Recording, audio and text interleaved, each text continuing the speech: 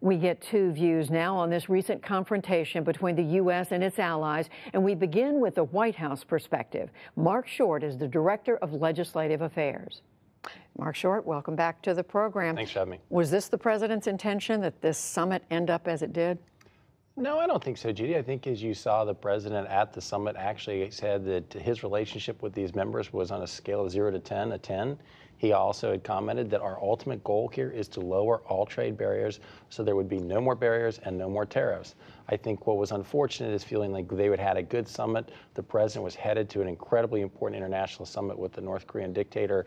And after he was wheels up, that the Prime Minister of Canada decided to make the comments that he did. I think that's what was frustrating to the team. But even the president's allies, friends, are saying there's no plan out there for free trade, that what we're hearing right now from the administration is that the U.S. needs to get its trade barriers up because it doesn't feel it's being dealt with fairly by other countries. My question is, why did the president have to be so personal with Prime Minister Trudeau? The criticism, even today, of Canada and even of Germany and the other allies. These are America's allies. They are, and they've been historically strong allies and will be continuing.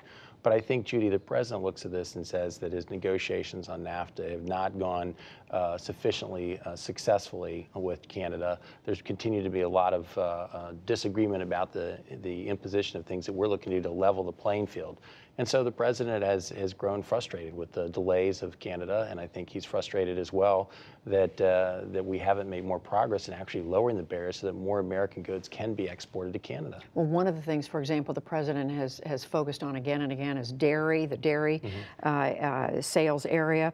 We looked at this today. The dairy right now makes up only, as I understand it, 0.2% of the overall value of goods that are exported to Canada. So why the fixation on that? Why not look at the larger picture, the larger relationship? One of the reasons is 0.2% is because Canada imposes tariffs that range between 250% and 300% on cheese, butter, and milk. What we're saying is lower those tariffs so that we can actually export dairy goods to Canada.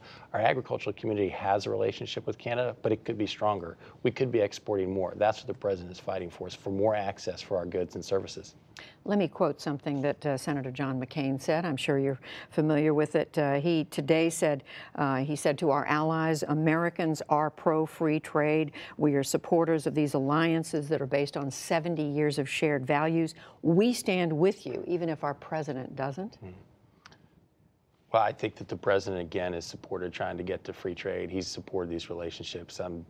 We wish John McCain well, but I think that the president has continued to advocate for things the American people believe, and that's why he was elected president, Judy. He campaigned on a promise that he was going to deliver for the workers of America.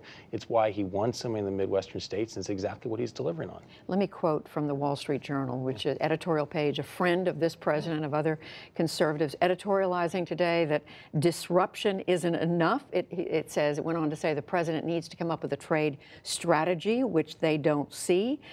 They say they don't think the president is serious about talking about zero tariffs. So this, again, is a friend of the president looking at what's happened and saying they don't get it. Judy, there's a lot of people who have questioned the president's ability to deliver on the economy that he has. It's why we actually have the lowest unemployment we've had in 50 years. Lowest ever for Hispanic Americans, lowest ever for African Americans, lowest unemployment claims in 44 years.